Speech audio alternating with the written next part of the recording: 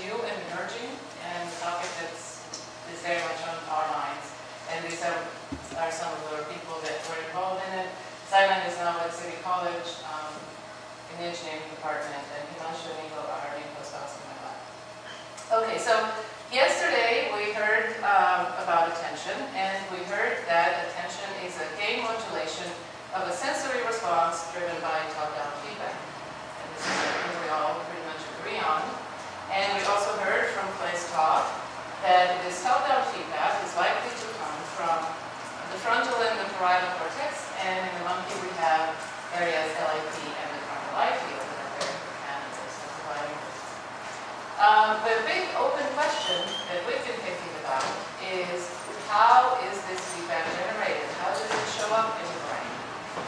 How does the brain decide what to attend to? How do we know that object X versus Y is more attention-worthy in a given task? And how do we know that we need to attend at all? Maybe we can just proceed to do what we want to do. Okay, so let me start with just a very brief tour through LIP and frontal eye field as we see them from the level of single neurons. And the response that we're most interested in these areas, so they're located like so in the monkey brain, they're very strongly reciprocally connected. And the responses that we're interested in these areas are responses to target selection. So the neurons have visual receptive fields, so every cell talks about a particular location in the visual world. There's relatively little feature selectivity, so these cells are not feature detectors the way you think of an MT neuron as a feature detector for motion direction. There's not much constant selectivity in these cells. However, neurons are very selective. Neurons don't respond to most things that enter their receptive field during natural viewing. And they're very selective for stimuli that are likely to attract attention. And this can be by virtue of a bottom-up property, such as physical salience, or it can be by virtue of task relevance. So it's a very sparse representation of the visual world. Some computation of models, this is called the salience representation. So if you have a complex world with a lot of things going on, but LIP and FEF will not respond to most of these things, but they will somehow find the object that is worth your attention. This back here, it could attract your attention by virtue of its high contrast, or by virtue of the learned significance of that dollar sign, right? So both factors play on this map. And so the question then that we have, and we also know, of course, LIP and FEF receive bottom-up visual inputs from a number of visual areas, and they send feedback to those areas. We think this is the attentional feedback that would enhance, for example, the discrimination of the properties of this bag. And then also, LIP and FEF send descending projections to the eye movement system, the superior colliculus, brainstem, motor centers, and so at the same time as directing covert attention, they can guide the eye to move to that location.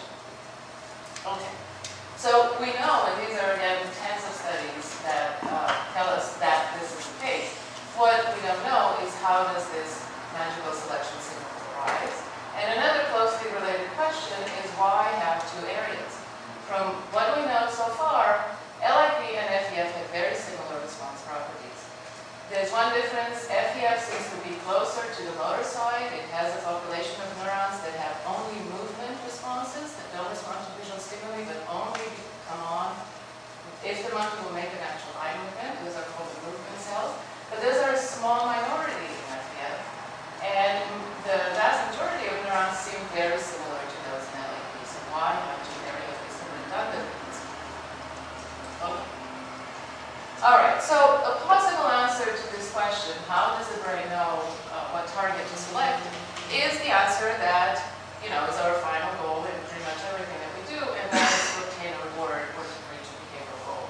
So with monkeys, we use physical rewards, and we think of them as a metaphor to just about any goal that we may set in a given task. And we know that reward modulates the target selection responses in LIP and FEF, and again, in his studies, this is one example from the work of Bill Newsom and his colleague, where they gave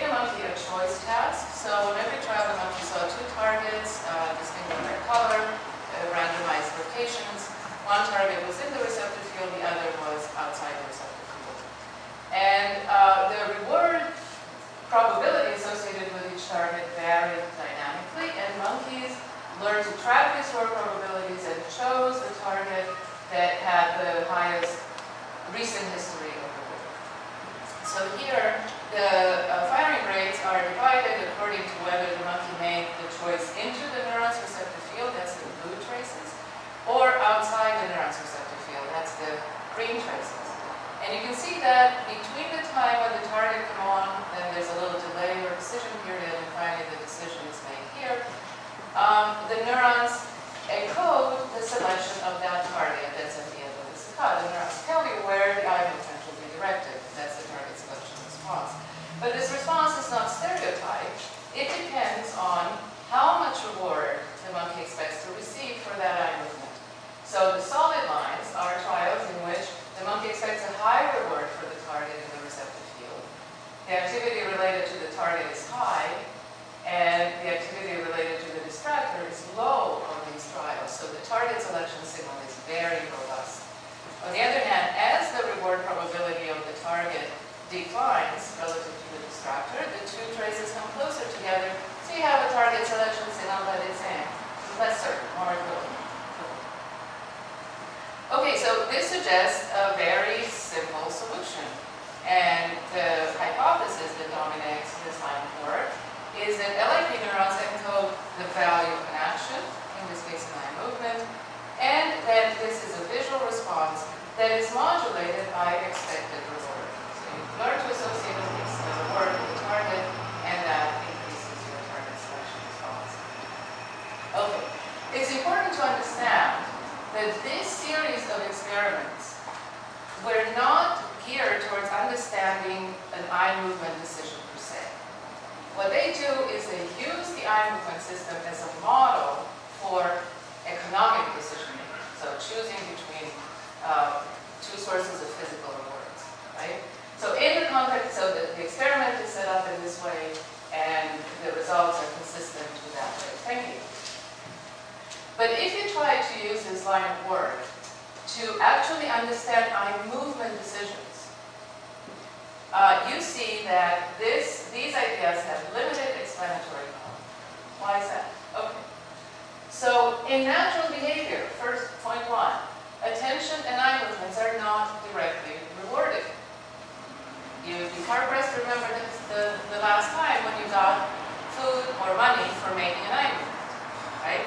So I'm sure you remember Yarbu's famous example. If you take a subject and ask him, what are the ages of these people in this room? The reward or the goal of the task is to guess the correct age. Nobody tells you how to scan the picture. That's an endogenous decision that the brain makes on its own. You can look at anything you want in there as long as you get the correct response, or you can avoid looking at the picture at all if you know the answer. Okay? So attention requires an endogenous decision that's not uniquely specified by a reward. And moreover, in many cases, we attend covertly without even moving our eyes. And that just makes this even more plain because clearly no outside work can come for covert attention. And when we do this with monkeys, LIP and FEF neurons encode an object that's covertly attended to which an eye movement should not be made. So the action value is negative there because if the monkey generates the action, he loses a reward. Nevertheless, the neurons continue to select that stimulus. And an even bigger problem is the fact that it is a bottom-up type of attention. Distractors, we automatically attend to salient stimuli, distractors, sudden onsets, even when we know that they can only distract us from the task. And we see that in LIP. So we put monkeys in a task in which you see tens of millions of distractors that he knows he absolutely should not look at them, and he mostly suppresses the eye movements, and yet in LIP we see enormous responses to those distractors that are sometimes bigger than sometimes the neuron's biggest visual response. And we also know these are not really sensory responses, they're not photons of the retina, because I told you before, if you scan most stimuli in the world that are not conspicuous will not evoke response. So these are some sort of salience response. Okay, again, many studies talking about this. We wrote a review about them a little while ago if you're interested. And the conclusion from this is that the salience map in LIT selects stimuli, not actions. Sometimes we can make an eye movement to a stimulus, but sometimes we don't, but the selection goes on nevertheless. Okay, given this then, what we need to understand is what do we get from stimuli in our world, right? What do you get from looking at this beautiful picture of an apple? And we have to be very precise. I'm not asking you what do you get from reaching and grabbing the apple. That's clear what you get from that. I'm asking you what do you get from simply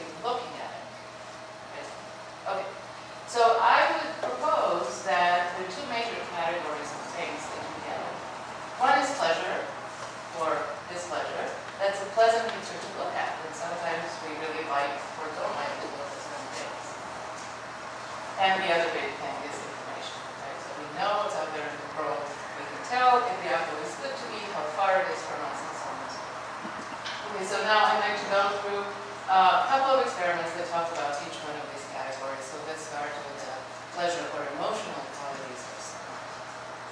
All right. So a good model of emotion in animal experiments is Pavlovian learning, and we all know about this.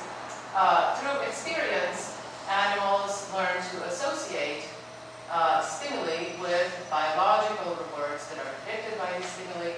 So if an animal learns that a particular stimulus predicts food, that stimulus will have a positive associations, attractive or repetitive. If a stimulus predicts shock, that stimulus will evoke negative associations.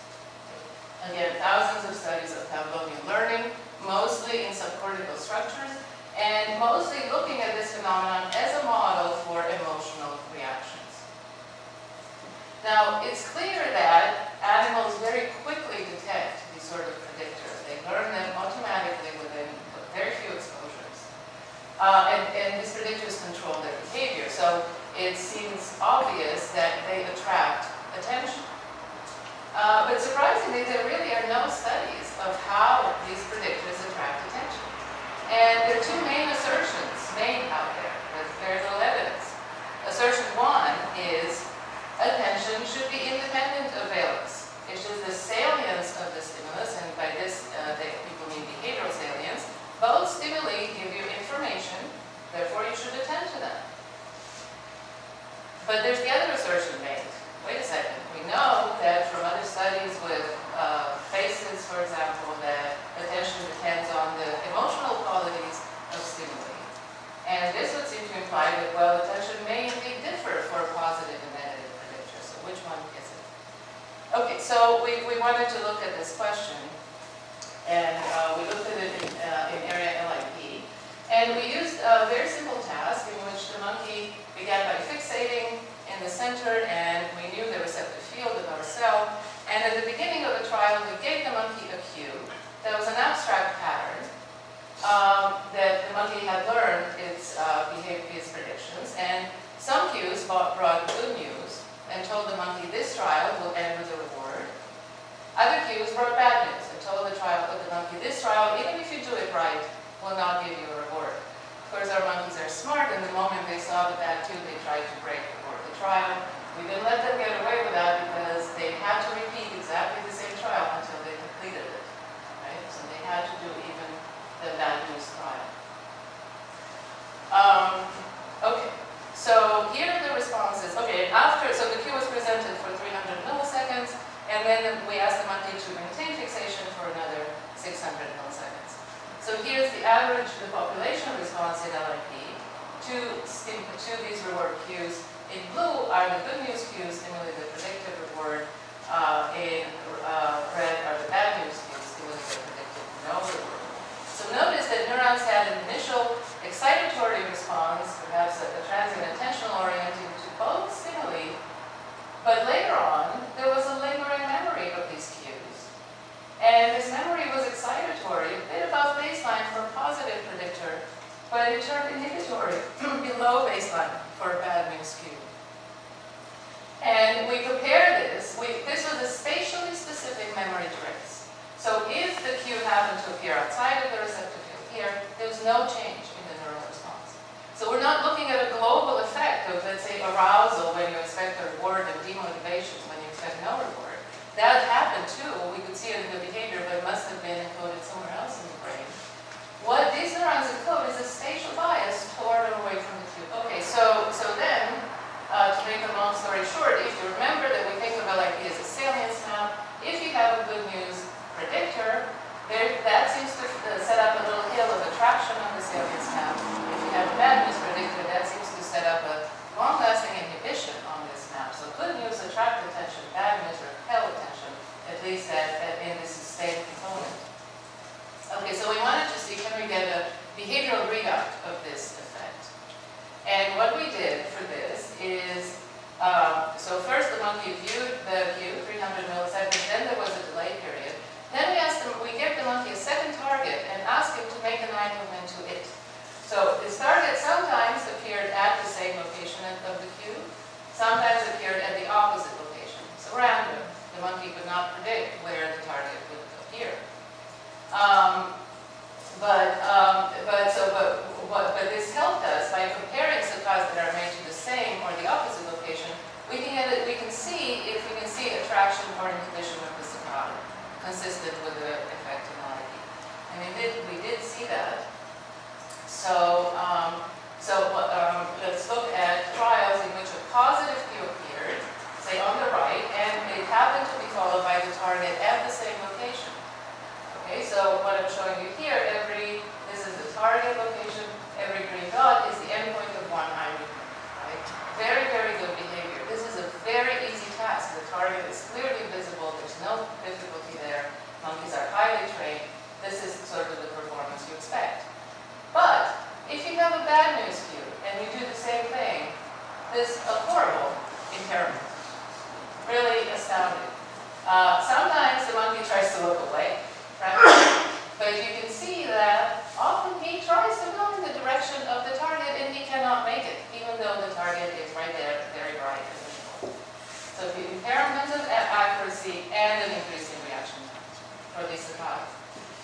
Again, spatially specific. If you put the target over here, there's a little bit of impairment because there's low motivation on these negative trials, but it's much better than this when the target is at the same location.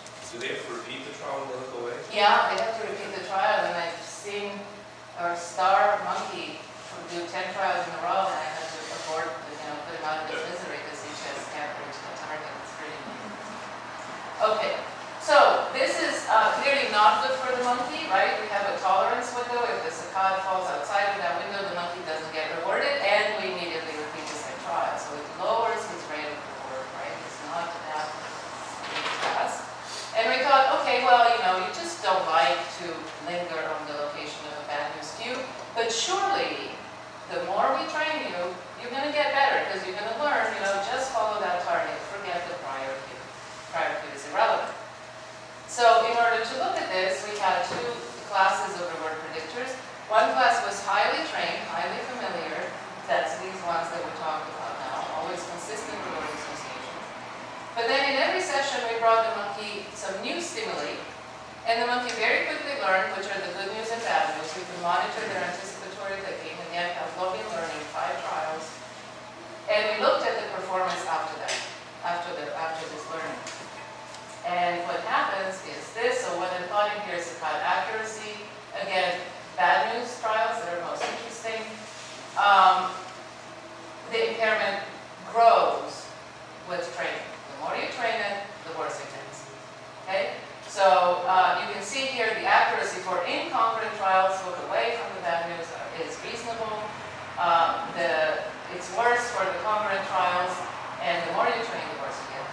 Okay? Completely suboptimal, not consistent with action value, not consistent with a rational reward-based decision.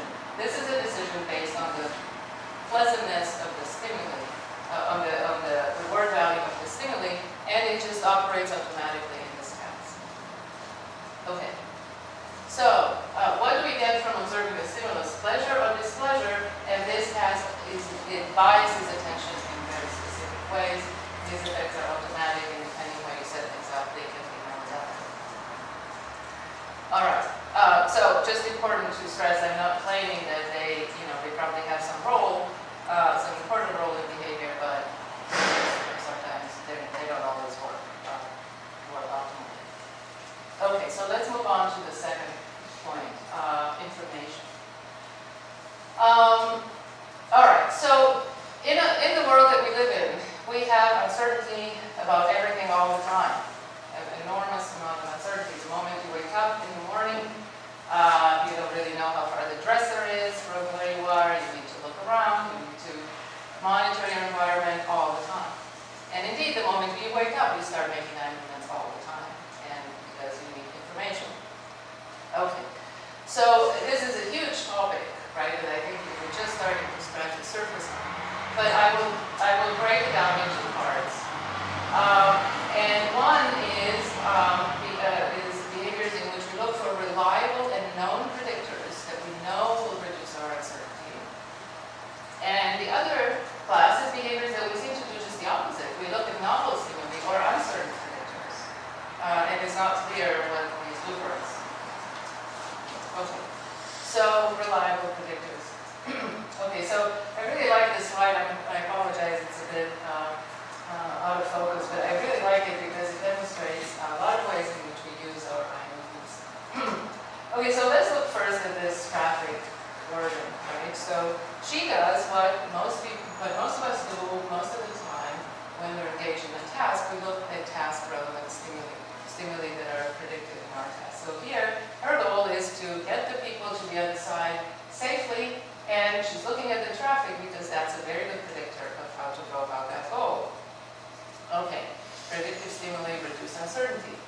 And if you reduce uncertainty, you increase your future reward. Okay, so there seems to be a fairly straightforward relation with reward here. Maybe the way that Subaru and Newsom were thinking of it. But remember that Subaru and Newsom said that the reward function is one of expected reward. And I would say that maybe it's not clear that that's what we have here. Is it expected reward, or is this value function something that is sensitive to new information? So let's look again at her behavior, and let's notice that she's doing two things at once in this task, right? She's looking at the traffic on her right, and she's waving the people for the other hand, right? Now this waving motion has value, clearly. If she doesn't do it, she won't reach her goal. Has expected reward. But she's not looking at her hand. How come she's not looking at her hand? Because she has low uncertainty about what her hand is doing. It's not a fine precision movement. And I submit to you that if she were to wave at people and she see that people don't move, then she'd have uncertainty about what's going on, and then she'd have to look at it. So there seems to be something interesting about the value of the information as opposed to simply expected reward. Let's see if we can tease this apart in an experiment. Okay, so what we did is we used the motion discrimination task that I think maybe many of you are familiar with from the work of Newsom and Jacqueline, where a roundabout coherent motion indicates to the monkey which one of the two targets he should select on that trial. And in contrast with that line of work, we put the cues in the receptive field because we want to look at neurons from sources of information. And also in contrast with that line of work, we focused on this period where the cue appeared in the receptive field and didn't have any motion. It was stationary. What it did have, and this is the decision period when the monkey decides to look at the cue, what the cue did have was a color of a ring. And that color told the monkey how reliable that cue would be, how reliable the information would be that he gets from that cue. These were, again, we worked with three highly familiar cues, so the monkey knew their reliability. So let me show you the steps in the task. So the monkey started with the first preview where he was looking at the cue in peripheral vision. Then he had to make an eye movement to it. This triggered the motion, which could be towards one target, and then the reward would be there, or towards the other target, and then the reward would be there. Motion was always high coherence motion, so no big perceptual difficulty. But what we varied was the validity of the cues. So this black cue that I just showed you was a very good cue. It was 100% valid. However, we had another cue that had a green border, and it lied some of the time. It only had 80% validity.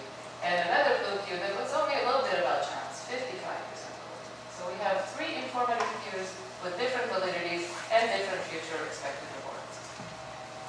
Okay, now we have to introduce a set of uninformative cues that are matched for expected reward. So something that has expected reward but doesn't bring information. How can we do that? We give the monkey prior information. Okay? So in these trials, which would run a separate set of trials, they begin with an informative cue outside of the receptive field. So this cue tells the monkey all it needs to know on this trial. So on this trial, the monkey knows he should make this about up here, and he'll have 100% reward because this cue has a black border. Okay? So now the monkey, we resolved his uncertainties, but now we put another stimulus in the receptive field, another patch that looks just like the informative field, and the monkey has to make this attach to it and then go to the target. Okay? So this patch then has reward value because if you don't look at it, you don't get your reward. But it doesn't teach you anything. It doesn't bring you any new information. Okay. We had three uninformative cues that were consistently paired with one of the informative cues. So the black cue that we just saw was always followed by a yellow uninformative cue. So they both had a 100% expected reward. A green cue was always followed by a red cue, uninformative cue. So they both had 80% expected rewards. And blue was paired with cyan, 55% expected reward. Again, very long-term training, very familiar stimuli. Okay, so then, if our neurons indeed encode expected reward, they should show reward modulations for the informative and for the redundant uninformative stimuli. But this was not what we found. So here are LIP responses, about 40-something cells, 46 I think. This is type 0, the stimuli come on, the monkey is getting ready to move. This is the go signal here, and the saccade happens after this. So for the informative stimuli, you can see a clear modulation by validity or expected reward, significant about 80% of the cells. But for the uninformative stimuli, there's not a big effect. We found 14% of the cells are significant. Okay. So it's not really a simple expected reward. What could it be? Okay, so we need a signals that tell us about new information, and we know from reinforcement learning that such a signal may be a temporal difference error or reward prediction error. So let's see if that will work in our task. Okay, sorry. Okay, so in order to understand the prediction error, we have to make a guess about what is the monkey's prior reward expectation once he starts a trial. And this prior would be about 78% because we intermix these three types of cues equally. Okay, now let's say the monkey sees a black cue. Okay, that has 100% expected reward. That's good news, an increase of 22% relative to the prior. Let's say he sees a blue cue. Well, that's kind of bad news because it's less than the average. The expected reward of these trials is less than the average. An 80% cue is about what you expected, pretty close to the average. Okay, after that, you see the redundant or uninformative cues, and they have zero change in expected reward. Right?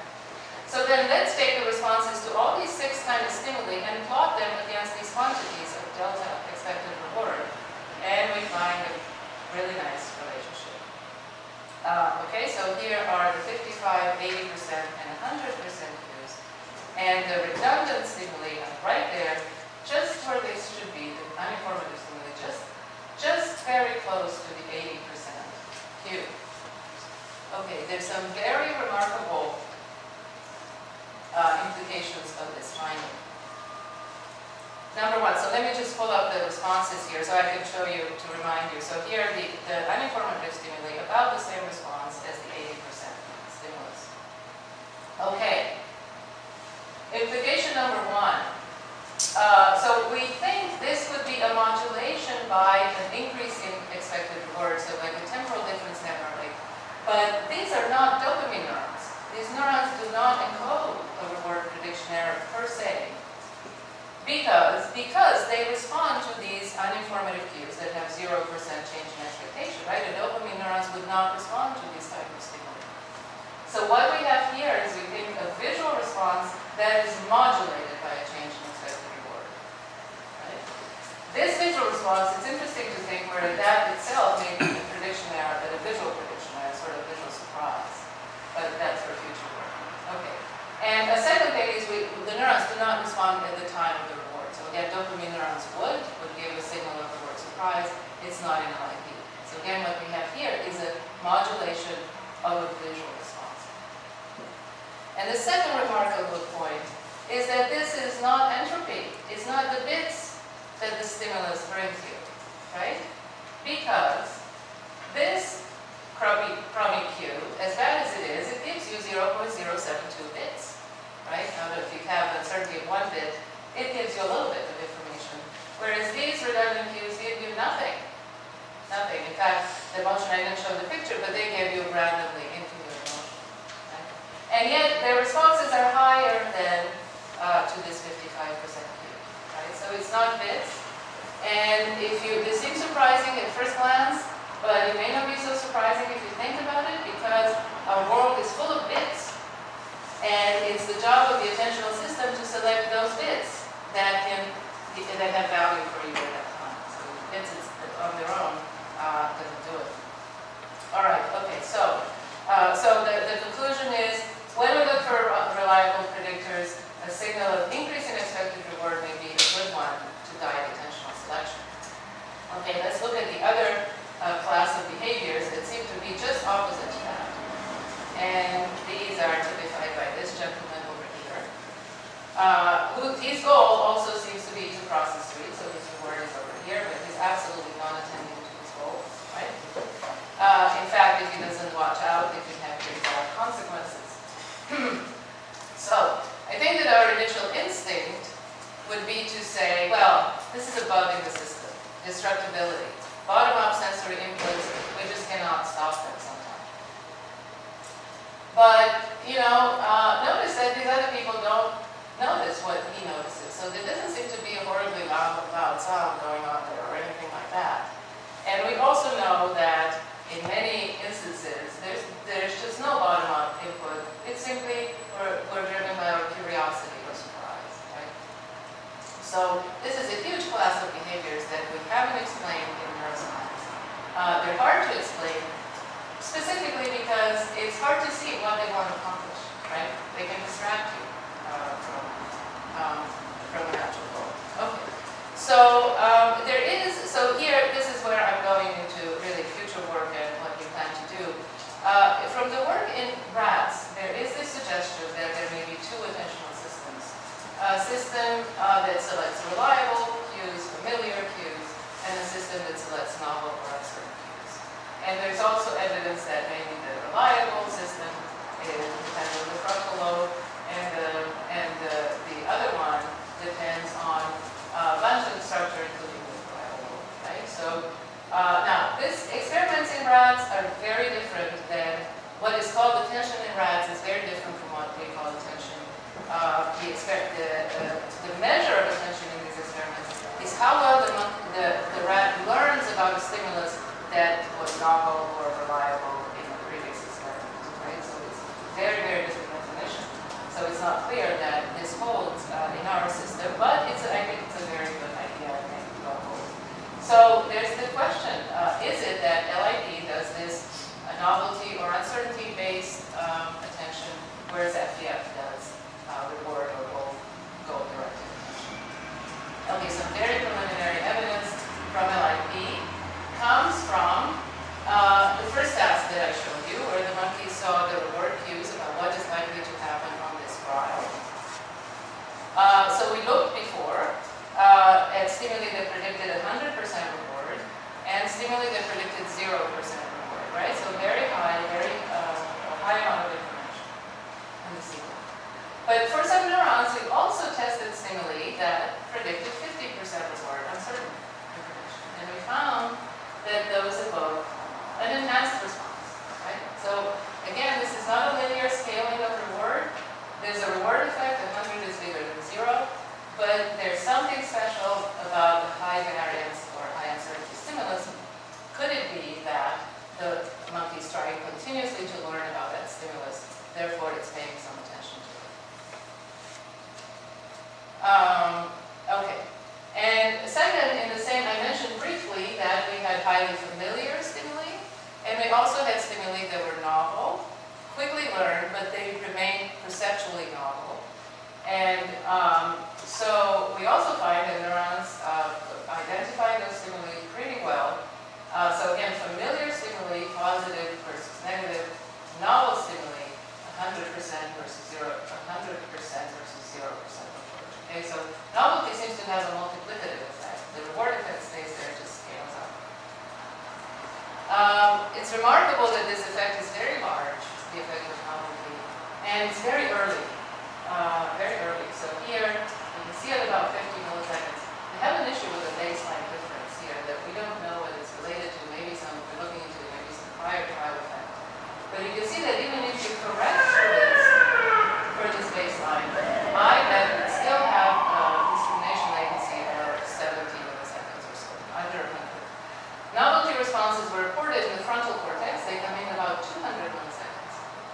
recorded in, I talked to my friends who work in the inferior temporal cortex, about 150 milliseconds.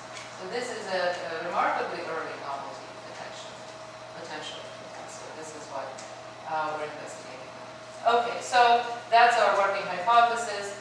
That could LRP direct attention based on novelty, surprise, emotion, and FEF may be more goal-driven. And one point that I want to make is that we talk about bottom-up inputs and we think of them as sensory-driven, but I think that this class of the effects I talked about today draw our attention to a second sort of intermediate class of attentional factors, which are not sensory, they're cognitive, but they're automatic and hard to overcome, right? They're not easily brought under the control of a task goal. Okay, so then to summarize, I would say that we can try to talk about attention in maybe more specific terms. So we can say that it is the system that satisfies the brain demand for information. To this end, it's controlled by a decision process that is optimized for active learning. And these decision variables are such that they prioritize reliable predictors that we can learn from, as well as novel, uncertain, or surprising stimuli that we want to learn about. Right? So the goal in looking at an uncertain stimulus is not to increase our uncertainty, but to reduce it by learning about that stimulus. Okay? And then how might these variables be derived? And I think that we may have two main classes of computation. One is a prediction error, which is very, very closely related to this ability to generate expectations and look for things that modify our expectations, right? Boring things you want to discard from your cognitive set, things that, and the prediction errors in the reward domain have to be signed. That is, you look for things that increase your future reward. If something doesn't, it's not worthy of attention. But you could have sensory motor prediction errors that are unsigned. If a stimulus comes from here to there, if something has changed place in its environment, doesn't matter which direction it moves, you want to detect that change. Okay. So that's one set, prediction errors. And then we have also direct Pavlovian associations, stimulus-reward associations, that are easy to learn and fast. But as we've seen, they're not always on. So that's pretty much it. I don't know. This is a little temper tantrum that I think is more directed to my colleagues in the neurophysiology field. Just to say that eye movements are not this thing that you command to go this way or that. It's not made for your enjoyment in the lab. It's really connected to our highest cognitive functions, and I love this picture because it shows the intensity of emotion that can go in the eye movement. It really engages this whole gross brain. It's really an index to our highest cognitive processes, and I think we should use that.